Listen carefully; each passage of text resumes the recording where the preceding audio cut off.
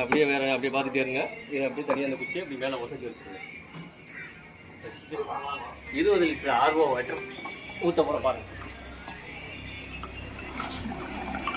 அப்படியே ஒரே இதில் வந்து 20 லிட்டர் எவ்வளோ பக்கத்தில் வாங்க. இப்போ நம்ம ஊற்ற மொழியே தெரியும், அந்த காப்பி கலரில் இருந்தது ஒயிட் கலராக மாறிடுது. வேறு ஒரு மேஜிக்கும் இல்லை, ரொம்ப ஸ்லோவான ப்ராசஸ் தான். எக்காரணத்தை கொண்டு ஆர்வோ வாட்டரை தவிர வேறு வாட்டர் ஊற்றிடாதீங்க. அப்படியே நல்லா ஒயிட் மில்கி ஒயிட்டாக இருக்கும், நல்லா பார்த்தீங்கன்னாவே தெரியும்.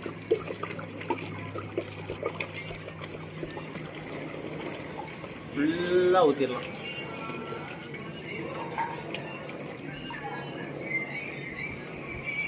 இது அப்படியே ஓரமாக வச்சுக்கோங்க.